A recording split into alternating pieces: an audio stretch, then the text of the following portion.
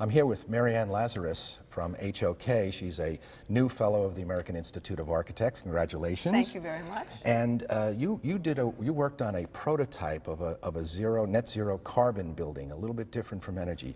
What did your team at HOK and the White Group and others involved in that project, what was interesting and unusual about net zero carbon?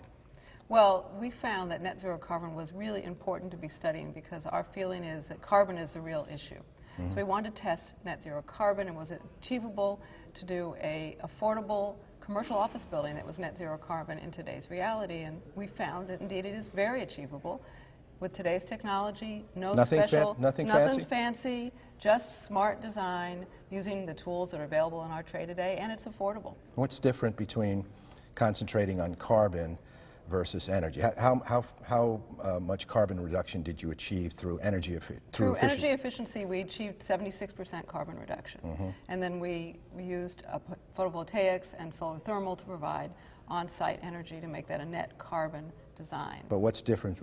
What did you find different between energy and carbon? Very different in some key issues that decision-making points very early in the design. When we were looking at what the solution would be from a strategy against net zero carbon, we came up with different sets of solutions. So going for net zero energy might have led us in one direction.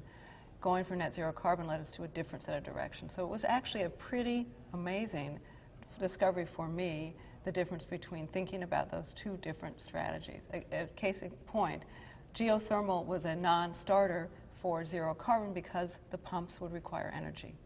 So every decision we made had to look for the least amount of use of a carbon source. Whereas in an energy project, you'd probably use geothermal. Geothermal might have been a very viable alternative. Very good.